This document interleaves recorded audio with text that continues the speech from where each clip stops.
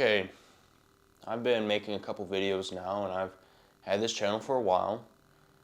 So I'd like to share my testimony, my coming to faith, my coming to Christ. For some background context, I'm 19 years old and I've been a believer for a couple years now, about 2 years, but I didn't really start diving into the faith for real, officially feeling that I'm saved until a couple months ago. But let's start when I was 17. Actually, it starts before that. When I was 15, it was during the COVID-19 pandemic, and I was inside a lot, and I was just starting to enter high school. So I was just starting to be like, man, I got these ambitions, right? I got these ambitions for girls. I have these ambitions for money, for fame, for success, for glory, and I didn't have it. And being inside all day, I just started getting real lazy, watching a bunch of YouTube videos, eating like crap. I was starting to get fatter and starting to really feel addicted to the pleasures of the world, whether that was scrolling through TikTok and even further diving down into pornography. And I remember scrolling through TikTok one day on a Sunday, and this video popped up. This video of this guy recommending the top self-improvement influencers. Long story short, that TikTok is what got me into self-improvement. This red pill idea of you gotta work out, you gotta make a business, make money, you get women, you're successful. So it was really scratching all the itches that I had as a young man. And I thought that this was the solution, which was following this red pill ideology of to be happy, to feel fulfilled, you got to make a bunch of money, you got to get with a bunch of women, and that means you can travel and do all these other things. And so I started working out. I started this YouTube channel. Started working out. Started reading, meditating, journaling, the whole shebang, the whole spiel. And I was doing that for a year and then going on a year and a half. And once I got out of my awkward stage of self-improvement to where you're starting to see the progress, I was starting to notice the progress in myself with the gym. I was getting real lean with a six-pack and feeling real confident in myself. I was starting to portray that confidence. And that confidence started to get noticed by some people, one of which was a girl that went to our school. Now this is fast forwarding a year. So a year of self-improvement for what? The main motives of get with women, get money, be successful, right? That's the key to happiness is women and money, or so I thought. And this girl ended up asking me if I wanted to hook up. And I was like, this was over the phone. I was like, yes. I was so excited. I was so, what's the word? I did it. I'd done it, right? I was like, this is what I've been working for the past year, which was, man, I want to start sleeping around. I want to go and get bodies. I know it sounds so ridiculous looking back on it, but as a young teenage boy, as a high schooler, to where that's what a lot of the folk around me are doing, I thought that that's what I needed to do too. That was chasing that pleasure, pursuing that pleasure, which was gonna make me feel so good inside. And she asked me that, and I was so excited, and I started to tell some of my friends about that. And in doing that, something just didn't feel right about it. At that moment is when the Lord convicted me for the first time, but I just didn't know it. So I'm going and I'm telling a couple of my friend groups, and they're kind of hyping me up. And I'm like, yeah, I'm definitely gonna do it. And then I go and talk to a couple of my buddies who are Catholic. And I tell them, and they're on the right path during this time period, I pray that they still are. They say, yeah, like, I just wouldn't do it, man. They were very warm. They were very open and forgiving. They weren't condemning me. They weren't pointing their finger at me and saying, "You." But they understood where I was coming from. But they also understood that's not the right way to go. And as I was talking to them, I'm like, wow, this really confirms my suspicion of this little feeling that was placed in my heart that said, this isn't something that I should do. This isn't something I should go through with. And I eventually told them that, you know what, guys, you are right. I'm going to save myself for marriage. And after that, and after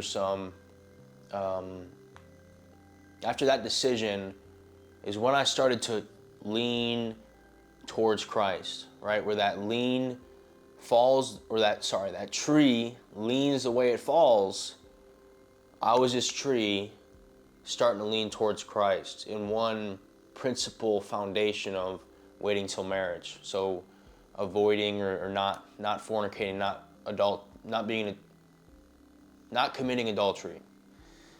And I ended up making that decision. I haven't fallen towards Christ yet, but I'm this tree and I'm leading, and I'm starting to realize a lot of these areas in my life I'm struggling with. I'm lusting to the point where it's just beating me down, it's dragging me down. I realize that doesn't feel right either. And that was the main sin, that was the main thorn in my flesh, where I just had enough one day on a weekend, on like a Saturday night, and I said, I can't do this alone. And I went to church. Went to church for the first time in a long time. I went there as a kid, but I never really connected with the Lord, never really connected with what was being said. But I was at a point of, I needed someone stronger than me. I needed someone more than me. So I went to church. That was kind of the turning point there, to where I said, I'm a believer now. And it happened to just be that sermon that was being taught was if you're just coming back to church, it's a great message for you. God bless, right? And at that point, I really, really started to lean and lean and lean. However, while the Lord was in my life, like, I'm saving myself for marriage, I'm going to continue on this path, I still wasn't leaning on Him as much as I'd like to admit. I wasn't really reading the Bible like I do now, right? I was still opening up other books instead of this one right here. I was still struggling with a lot of things when I really didn't have to, when I could have put those burdens on the Lord. Struggling with faith and what I felt my purpose was in the world, where He was steering me. At the time I felt really down because at this point, fast forward another year, I'm 18, or I'm about to turn 18. I've just joined the military, and I'm like, I was supposed to make it on this YouTube channel. I was supposed to make it big, and now I'm in the military. So I really could have used faith there. But anyway, I'm still leaning.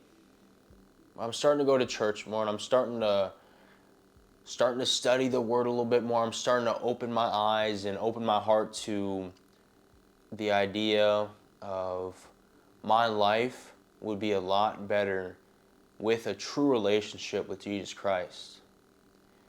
And I shipped off for the military, and then while I was in the military, the boot camp there, went to church every Sunday. We were doing fellowship when we had the free time with a bunch of the guys in the dorm there. That was really inspiring. That was really motivating. And I got to my first location for training. And I started watching the online church from home, but I wasn't really reading it right. I mentioned in another video, in a past video, that I was in California, which is where I was for the initial part of training for my job here. And it's California, and we're in a very, very wealthy part of California. So at the time, I fell back on my old habits that I formed when I was in high school, right? Going back to that red pill, self-improvement. You got to get a bunch of money, get a with a bunch of women to feel good and feel successful and feel fulfilled, I started kind of leaning back on that idea because I'm struggling. I'm away from home. I'm with new people. I'm in this new environment. Yeah, it's beautiful, but I'm still going through these own struggles. School is hard. Now I'm starting to have to make financial decisions, and things are moving slower than I want it to move. And I'm having bad days, and I'm like looking at all these beautiful supercars driving through and hearing them throughout the night. I'm also seeing all these beautiful women. I'm starting to lean back on that idea of the world is where I can catch my fulfillment. Because I'm looking around me and I'm seeing all these supposedly happy people, and they're in their Lamborghinis, or in their Ferraris, or in their Mercedes-Benz, or in their Porsches. They're shopping and wearing designer, going to Michelin star restaurants. I said, wow, like I didn't say this, but I started to feel of like, I need some money, I need some motion to start feeling good, because it looks like they feel good. Some time went by. I was still going to church, but I was off and on. I started reading the Bible because I was starting to surround myself with more Christian, not more Christian, but around Christian brothers, right? And I started to have those conversations, started to ask those questions, but I still was leaning. I still had never truly fallen for Christ. And I got through that part of training. That was almost a year there. And then I came here to my second part of training, where it's not as flashy, right? I get here in those original crutches that I had of the comfort of, oh, I see all these expensive houses. We're talking $20 million, $50 million homes that I'm seeing with $1 million cars parked in the driveway. I'm not seeing that anymore. I'm not seeing those beautiful women. I'm not seeing all these really nice restaurants, really elegant restaurants, and all this money around me. So I finally had a breath. I finally had an escape from the original crutches that I had. I no longer had those resources to prop me up and say, this is why you're going to keep going, because one day you're going to get this stuff. So keep pushing. I no longer had that visual reminder, that environment around me. And I'm here. I don't have those crutches, and I'm starting to realize this part right here, where I'm at, as part of training, is a lot more difficult than what I expected. I'm going to have to toughen up. And I was starting to get really angry because there was certain things that I wanted that I didn't have. There was things that I was praying for that I didn't have. And I've talked about this in past videos. Actually, the most recent one, where I talk about who you turn to or what you turn to when times get hard. Nevertheless, I was in a location away from my friends and family, in a new location, without those original comforts that I had of nice restaurants, beautiful women to look at. I know, right? But houses, cars, those promises. And life had gotten difficult again. And I was starting to get really angry and start to kind of freak out and be like, how am I going to do this? And I took a deep breath and I said, I'm going to lean on the Lord with this one. So before I got here, I was this tree and I was leaning. I was having conversations about Him. My heart was being softened. However, I had not yet fallen. But this is the point right here where I arrived to this new location and I said, I'm going to lean on the Lord with this one.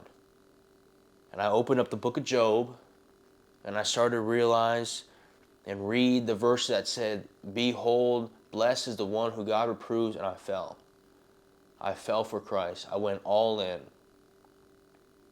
Those hardships turned into new opportunities to get better.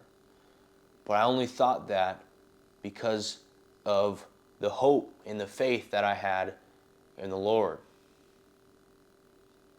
Fast forward to now,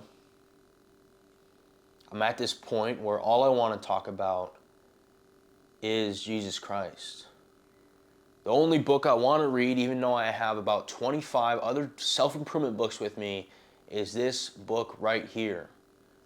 When I'm walking around with my friends, I just want to talk about the good news. When I'm calling my family back home, I want to do the same. The podcasts I'm listening to, the content that I'm consuming, the music that I'm choosing to abstain from listening to, that secular music. I'm listening to worship music now. I'm craving that church environment and that community. I'm turning to this book above all for my problems. And I'm realizing the Bible here is the best self-improvement book ever made. All the things those other self-improvement books, they were already talked about in this one right here.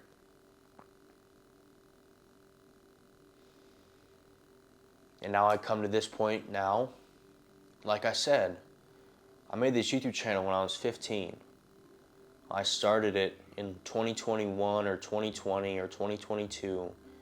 I've had it for years now. And I was looking through my cache of videos, and I've made over 500 videos. But right now, you only see, including this one, 5 of them. And they're 5 of my most recent ones because the Lord has changed me.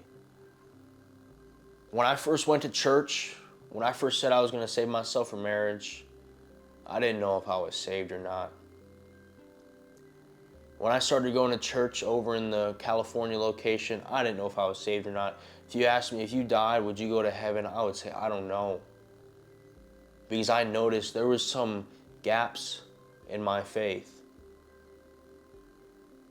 But now I'm at the point here right now to where all I want to do is talk about Him.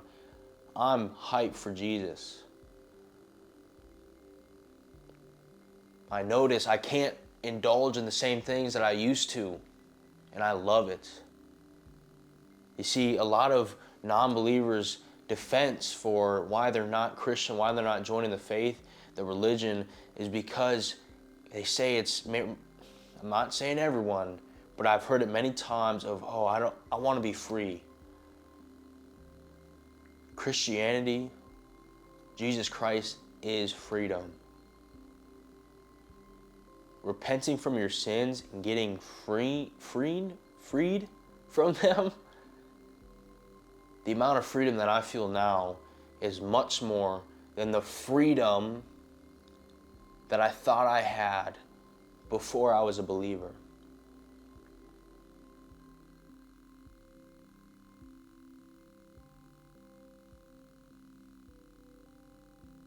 The changes that are happening in my life, the people who I'm around, the thoughts that I think, the burdens that I no longer have, are all thanks to that tree falling. Are all thanks to me finally deciding I'm going to do what I've been told to do many, many times and many, many years before, which is lean on the Lord. And I wish I would have done it sooner. That life, I was thinking about it all today, and I was asking my friend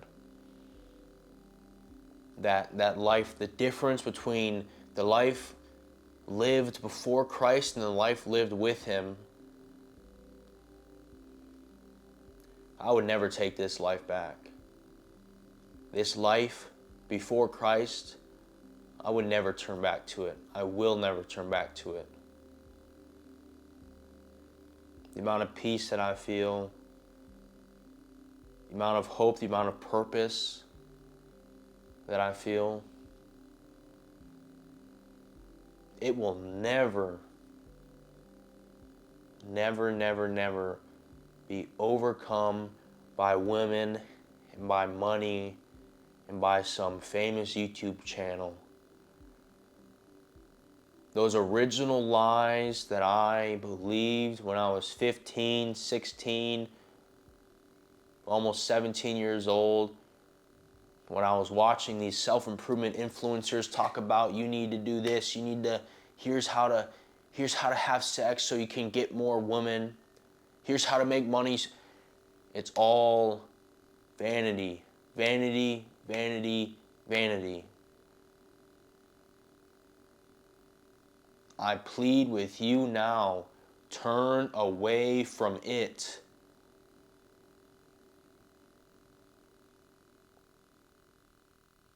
Doesn't do you any good. So that's my story.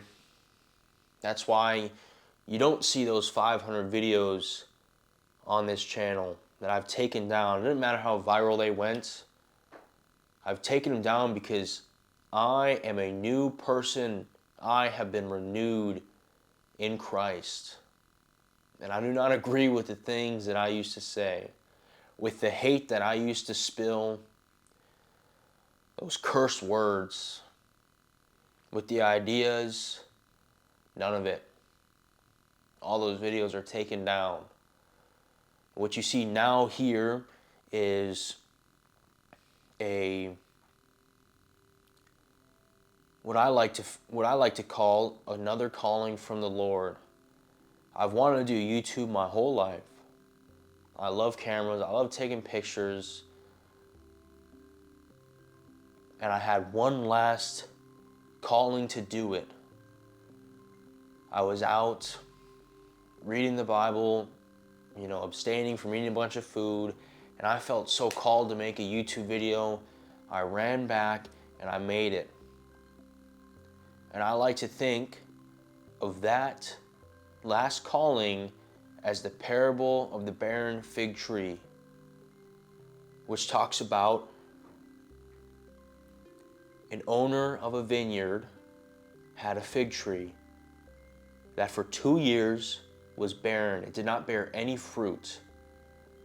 And this owner of the vineyard asked the vine dresser, he said, "Why have this tree if it bears no fruit? I should just cut it down and put something else in its place." The vine dresser said, "Give me 1 more year. I'm going to plant manure around it. And if it does not bear fruit, cut it down." That's why I'm on here. So I feel that calling to make that video that I made 4 weeks ago was that manure.